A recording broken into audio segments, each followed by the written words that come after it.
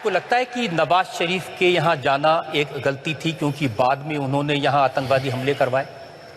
जब वो शपथ समारोह में आए थे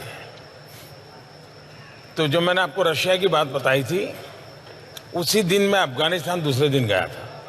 मेरा अफगानिस्तान में कार्यक्रम था और शाम को मुझे हिंदुस्तान लौटना था क्योंकि अटल जी का 25 दिसंबर जन्मदिन था। तो मैंने जन्मदिन की बधाई के लिए नवाज शरीफ को फ़ोन किया था काबुल से। तो मैंने कहा, मियाँ साहब कहाँ हो? तो उन्होंने कहा, मैं लाहौर हूँ। मैंने कहा, यार कमाल हो, तुम रावलपिंडी रहते नहीं हो, लाहौर रहते हो।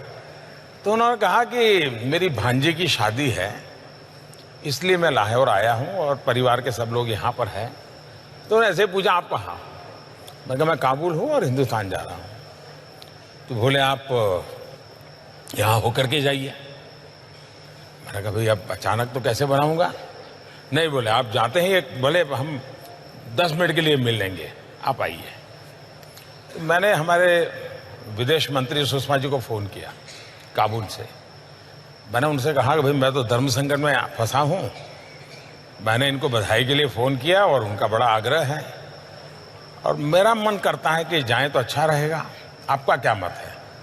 बोले, मुझे अच्छा लगता है कि आप ही तय करो।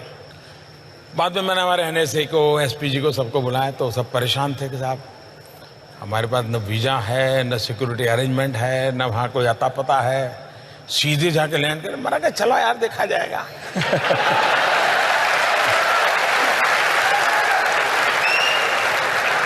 तो हम लाहौर गए एक सदिच्छा से, क्योंकि वो मेरे यहाँ शपथ समारोह में आया तो मुझे लगता था कि शायद एक जेन्युइन व्यक्ति हैं, कुछ कर पाएंगे और मुझे सिर्फ कर्सी कॉल करना है। तो हम करीब आए, वहाँ पहुँचे तो उनका अभी मेरे हेलीकॉप्टर में मेरे घर जाना होगा।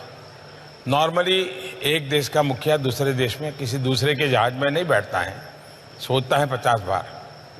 मैंने कहा, चलो यार। तो हम उनके हेलीकॉप्टर में बैठ गए।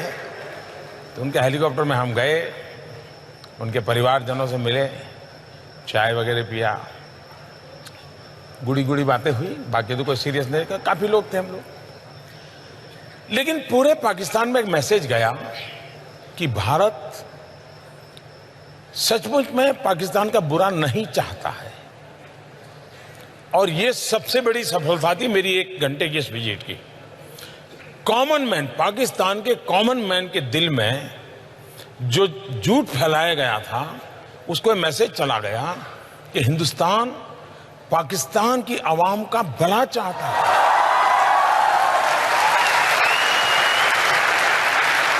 हम वापिस आए, लेकिन एक ही हफ्ते में पठानकोट हो गया। अब ये जो लोग एनालिसिस करते हैं उनको एनालिसिस करना चाहिए।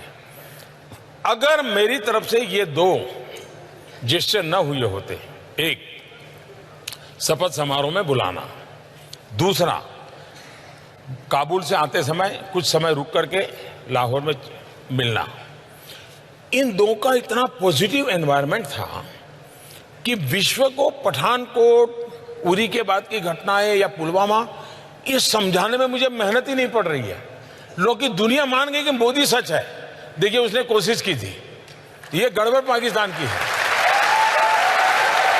तो ये 2 घटनाएं ने हिंदुस्तान को आने वाले कई वर्षों तक लाभ होने वाला है। ये जिनको समझ नहीं है वो झूले पर क्यों बैठे और चाय पीने क्यों चले गए। कुछ लोग तो बिरयानी बीच में ले आए हैं। हाँ। तो ये लोगों को कुछ समझ ही नहीं है जी। या तो उनके दिमाग में राजनीति इतनी भर गई है कि राष्ट्रनीति भूल जाते हो। राष्ट्रनीति सर्वोपरि होती है, राजनीति तो बात की बात होती है। लेकिन देश का दुर्भाग्य है कि अब, और मेरे नसीब में ऐसा विपक्ष मिला है, मैं क्या करूं।